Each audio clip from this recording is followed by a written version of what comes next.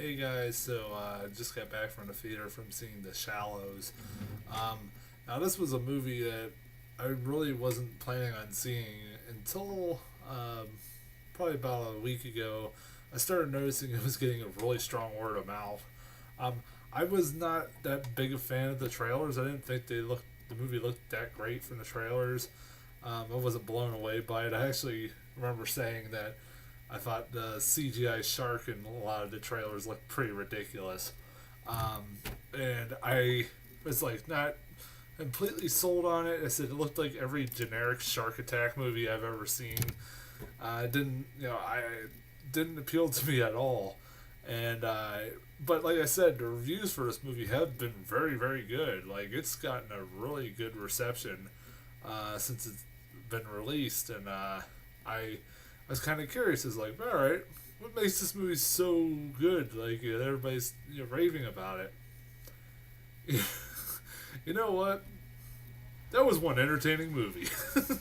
that was one of that was one of the most entertaining sits I've had in a theater in probably all year. um, and it probably helped even more that I was sat in a theater all by myself watching it because I was having a blast watching this thing. And if I were in a theater full of people, I'd probably been yelled at because there's like no sound, and there was a lot of parts I was laughing at, a lot of parts I was making comments at. It's a movie that it's not uh, without its flaws. It has some really stupid moments in it, but even the stupid moments in it, I thought were fucking great. It kept me entertained. It was an hour and 20 minutes of my life that I was so happy I got to witness. Um, uh, Blake Lively was really good in this movie. She was really good. She had to be very good to carry it because she is pretty much the only person in this movie for the most part. I mean, there are characters here and there that you get introduced to. See her mom or her sister and her father briefly, and also a couple of Mexican characters that pop in and out of the movie. Um, but I like her character. Like, it is believable. Some of the that she would be able to figure out some of these situations out. I like how she's able to figure out some of the situations. Like, yeah, I was telling this to my mom, who's a nurse. I was like, "Is this a? I don't think this was a good idea." Like, one of the most innovative things I saw her do in this movie was when she gets bit by the shark, she stitches the cut together by like she takes her earrings that she has and then like takes her gold necklace, and like kind of like sews it together with the. And I was like, I don't know if that's how that works, but as my mom's like, yeah, but she uses like salt water and all stuff. The salt water. I was like, okay, I guess. I mean, I'm sure you could pick that apart, but I said it was kind of innovative. I've never seen that done before in a movie. That was kind of interesting. Um, Her acting is really good in this movie. Like when she needs to have the emotional scene, she's really good, and she's awesome in this movie. Like as a badass chick that's fighting this asshole shark. That's the best way I can put it. This shark is like the biggest asshole in the world, man. It's like has a vendetta against her. It's hilarious. Uh, Also, as much as Blake Lively was really good in this movie, I gotta give props to that fucking seagull. In this movie, there's a when she's on the rock, stranded in the middle of the ocean, trying to get away from stay away from this shark. Her only companion is this little seagull whose little wing is dislocated or whatever. And at first, I doesn't really tell you that until like probably the last half of the movie that the wing is dislocated, because I half the time was trying to figure out why the fuck is the seagull not leaving. Like, dude, I'd be like, bitch, I'm out, bye. I mean, but this seagull steals every scene that's in this movie, and also she names it. I'm not making this up. Steven Seagal, and it even has. It even the best part of the movie was at the end of the end credits. He even has a credit at the end credits where it says Sully Steven Seagal as himself. That made me laugh really hard. That was hilarious. But the seagull stole the movie. He was kind of in a personality. He was eating her throw up, and he was trying to alert people when you know that were on the beach that she was there and everything else. I mean, it was kind of like the Wilson, like how Wilson was a kind of a character in Castaway. Steven Seagal is pretty about as memorable, I would say. Um, I don't like. I couldn't tell if that was CGI or not. I'm sure probably most of it was, but I from but I would believe that was a realistic looking seagull. It was a pretty good realistic looking seagull, so I could believe that they actually used the seagull for most of it. Um, yeah, but that seagull is awesome. Movie's really well made. It is a really well made, beautifully shot movie. Um, God damn, like that, like the scene, the cinematography, the scenery in this movie. Like I don't know where they found this location, but by God, man, like one of my favorite shots in this movie is when she's surfing and the shark is first attacking her, going to first attack her, and she's surfing, and all you see is like the outline of the shark coming towards her surfboard as she's riding this wave, and it's kind of really cool image. It's a really cool image. I like that. I thought that was really cool. What else I want to talk about? It pauses. Okay, I guess I could start getting to the ridiculous. This movie is fucking really ridiculous at times. Um, Especially, there are a lot of moments in this movie that where I start to question the intelligence of Blake Lively's character. Now, you could kind of question her intelligence as to why she would go to this beach that no one knows of, uh, you know, like somewhere in nowhere Mexico that no one really knows that other than her sister knows and her best friend knows that she's there, and that's it. But they don't even know where that's at, where that location's at. But they give you a good enough reason that her mother just died, and her mother used to surf at this area when she was pregnant with Blake Lively, and she wants to go back there and kind of see what all the fuss was about when her mom was there, and it's a beautiful location and everything else. But there's another moment in this movie where I had to really, I'll give her character a pass there, but one one scene I really couldn't give a pass is where she's stranded on a rock and she sees on the beach this guy who is drunk and passed out on the beach, and she finally gets his attention to wake him up, and she goes, "Go to my cell phone. It's in my bag down on the beach, like on the shore," because she has a bag with a cell phone and everything, all her information, all her important, valuable stuff in her bag on the beach. And I'm like, "You motherfucking dumbass." I was like, ugh. So you don't know this guy and you're telling him to go and search your bag for your cell phone? Are you fucking serious? Are you that fucking stupid? Of course, the guy ends up taking the bag, taking her money, taking her cell phone. But you also get a pretty funny, like, he gets his comeuppance, let's just say, by the shark, because he sees the surfboard and he wants that too, but even though she tries to tell him there's a fucking shark there, which nobody fucking listens.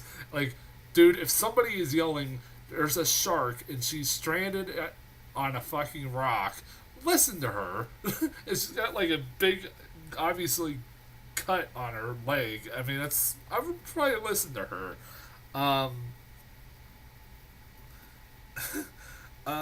Also, this shark, the the stuff. One of my favorite parts of this movie, and it's fucking hilarious, is towards the end. It's kind of getting to spoilers, where there's a scene where, she also, like, one other thing that I would question her intelligence is that she sees this big, gigantic dead whale. That's how the shark ends up finding her. She ends up seeing this dead whale in the middle of the ocean. Instead of swimming away from it, she just looks at it and climbs on top of it. I'm like, are you fucking serious? Are you stupid? Like, of course the shark's gonna come. Like, of course the shark is gonna come. They see a fish dead in the water, they're gonna fucking go after it. What a moron. But one of my favorite parts of this movie that's so stupid, so goddamn stupid, is there are some really bad the shark towards the end it gets some pretty bad CGI. Honestly, CGI is like almost like Sharknado levels. I mean, it's not like as laughably bad, but it's up there.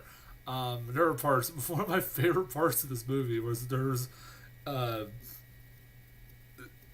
eventually, like when she's trying to fight the shark and she's got a flare gun, and I'm like, all right, that's a pretty viable weapon against the shark. And she notices that there's whale oil coming from the dead whale that is in the ocean. So she shoots like a flare at the oil that's in the water while the shark is coming towards her, and it sets the shark on fire, and it results in one of the funniest things I've seen in a while, which is a gigantic flying CGI shark on fire, which looks hilarious. As it's as hilarious as it sounds.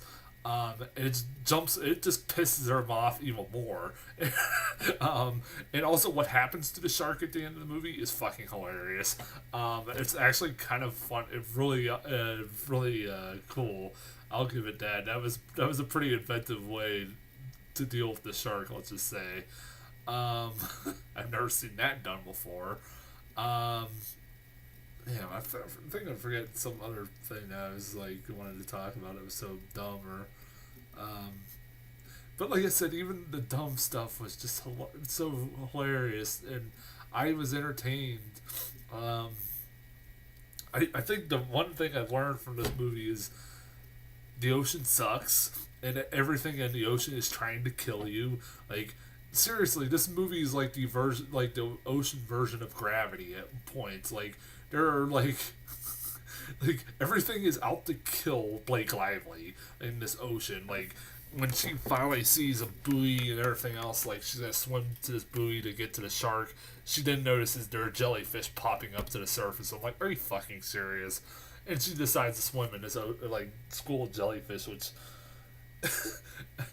why not? I guess fuck it. Like it's either that or be eaten by a shark. Um, uh, yeah. Uh, man, I do recommend this movie. Um, it's I wouldn't say it's like the scariest movie. Like it's not exactly scary. It has some intense moments in it, but it also has some really stupid moments in it. Um, I it's not like the best shark movie. I fucking saw some idiot wrote that this movie was better than The Birds. I want to smack that person. Like they're not even. I don't even want to know that person. All right, can't compare this to Alfred Hitchcock any day of the week. Even though this is directed by a really good director, like I like John or I forget how his name, John Colette Serra, I think his name is. It's like a French name, but he made a lot of Liam Neeson action movies.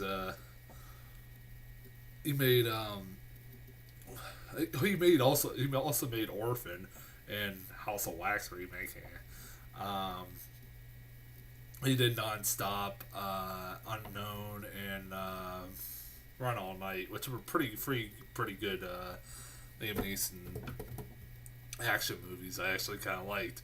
So yeah, I'm gonna see this guy do more work. He could be pretty decent director. And like I said, I do highly recommend this. It is a fun sit. It's an hour and 20 minutes. It flew by very quickly.